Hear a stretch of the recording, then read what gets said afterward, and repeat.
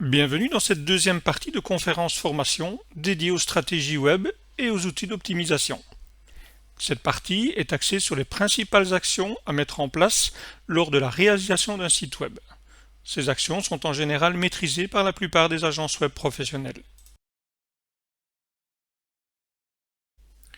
De nombreuses entreprises pensent encore qu'un site internet se limite à l'installation d'un CMS et à l'application d'un thème gratuit ou acheter quelques euros sur une plateforme. Réaliser un site web professionnel, efficace, demande stratégie et réflexion. Plusieurs phases sont indispensables à la bonne réussite du projet, au risque de n'y trouver que peu ou pas de retour sur investissement. Un site web à 500 euros qui ne rapporte rien est un site qui coûte cher. Voici les phases les plus importantes à prendre en compte pour la création de votre site internet. La mise en place de toutes ces phases, certes importantes, peut engendrer un coût supplémentaire. Et c'est le rôle de l'agence web de vous guider dans le choix de ces missions, suivant le budget que vous pourriez allouer à votre projet web.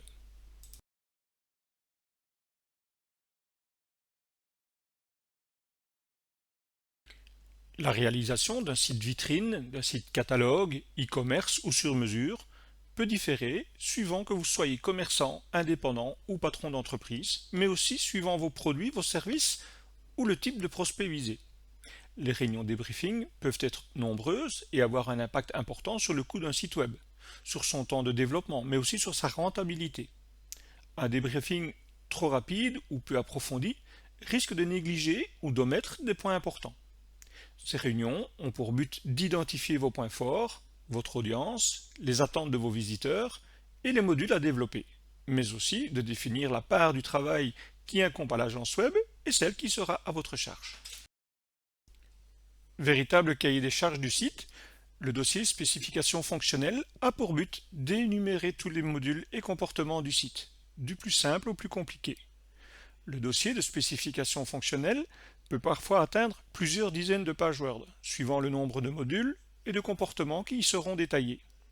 En effet, un formulaire de contact peut dans certains cas se limiter au nom, prénom et adresse mail, alors qu'un autre site imposera de nombreux champs complémentaires, cases à cocher, listes déroulantes et autres plots d'images.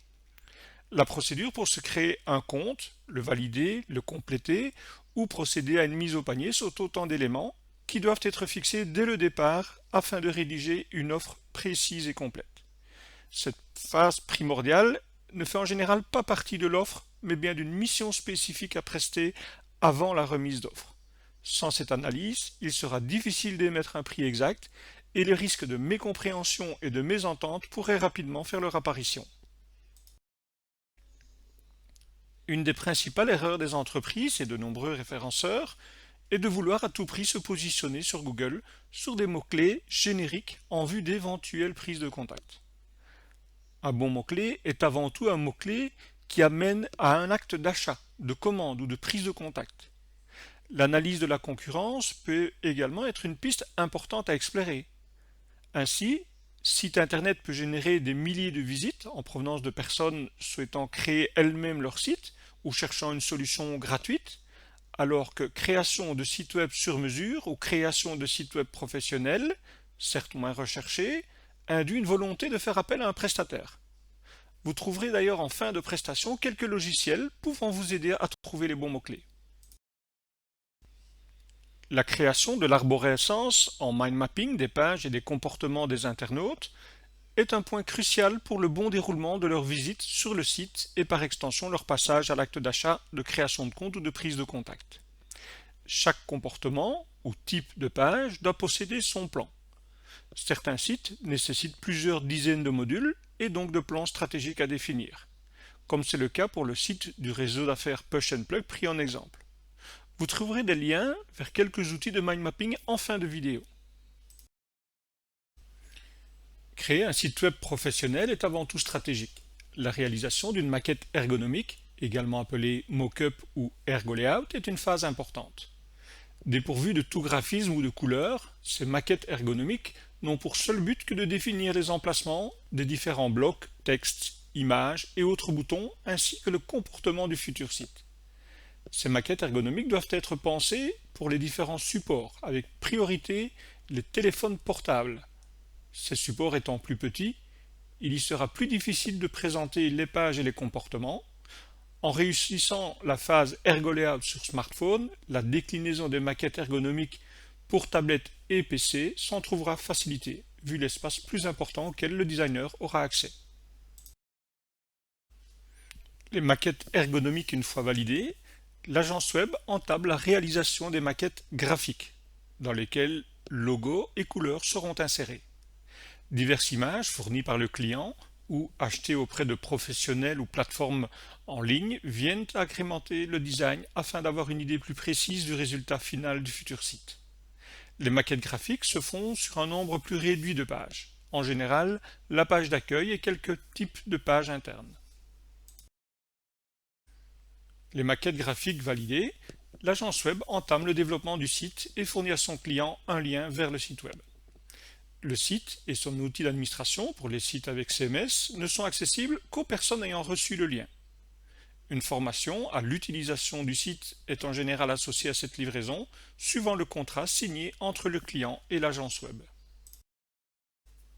Si le développement technique d'un site web est un des éléments les plus importants pour le bon référencement naturel d'un site et la facilitation du navigation des internautes, la rédaction de contenu est sans conteste le premier critère de qualité utilisé par Google pour le positionnement de sites dans les premiers résultats. La rédaction de texte peut être réalisée dès le début du projet, sur base de l'arborescence des pages identifiées. Ces textes peuvent être rédigés par le client s'il maîtrise les subtilités et contraintes de la rédaction web, ou par un rédacteur web professionnel. Vous trouverez en fin de présentation un lien vers une liste de rédacteurs web spécialisés dans l'écriture de textes optimisés pour le SEO.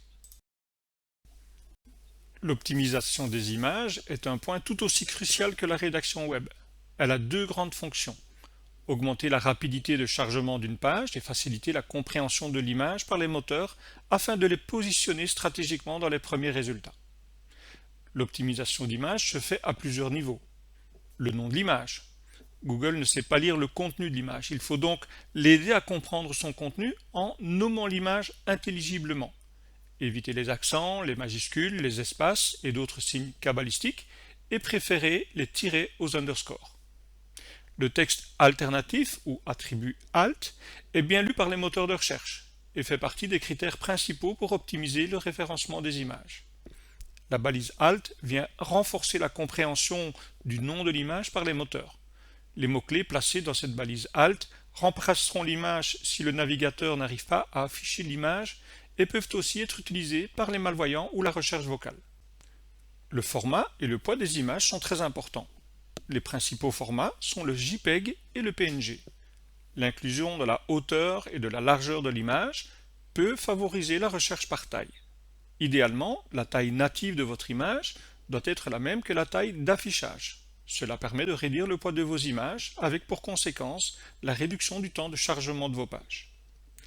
Le contenu et le contexte autour des images, y compris la légende et le titre de l'image, situés dans la page où se trouve cette image, fournissent au moteur de nombreuses informations importantes concernant celle-ci. Le titre de l'image, également appelé attribut title, est un texte qui s'affiche au survol de la souris. Le renseignement de cet attribut n'a aucun effet sur le référencement des images, sauf s'il incite à cliquer pour agrandir l'image. C'est par contre un plus en termes d'accessibilité et d'expérience utilisateur. Une fois toutes vos images optimisées, il est impératif de générer un fichier sitemap XML spécifique et le déclarer dans l'interface Google Search Console. Le site jugé suffisamment rempli est mis en ligne sur son domaine définitif. Certains points doivent néanmoins être finalisés afin d'en favoriser l'indexation et le référencement. La mise en index, entendez l'autorisation d'indexer les pages, n'est pas automatique dans tous les CMS. Il faudra dès lors activer cette fonction. La génération d'un fichier sitemap XML bien structuré facilitera la découverte des pages et fichiers au moteur de recherche. La création d'un compte Google Analytics et l'insertion de son script dans le site permettra de suivre et analyser le comportement des internautes. La création d'un compte Search Console de Google permettra quant à lui de suivre le comportement des moteurs de recherche, d'identifier les éventuels bugs ou faiblesses du site. C'est dans la Google Search Console qu'il faudra déclarer votre nom de domaine et votre fichier sitemap.xml. L'outil Search Console peut être synchronisé avec Google Analytics afin d'y remonter de nombreuses informations telles que les mots-clés les plus recherchés, les pages les plus performantes ou encore celles par lesquelles sont arrivés les visiteurs ainsi que le type d'appareil utilisé. Les redirections 301 est probablement le point faible de la plupart des mises en ligne d'un site lors d'une refonte.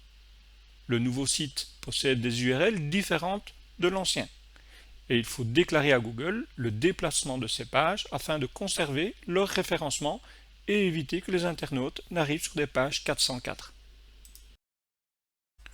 Vous l'aurez compris, un site web professionnel ne se gère pas à la légère et l'accompagnement de votre entreprise par une agence web professionnelle peut avoir un impact important sur la rentabilité de votre projet web. Le prochain volet de cette formation est réservé à la présentation des outils d'analyse de site, de positionnement ou encore d'identification des mots-clés. Cliquez sur le lien ci-dessous pour y accéder.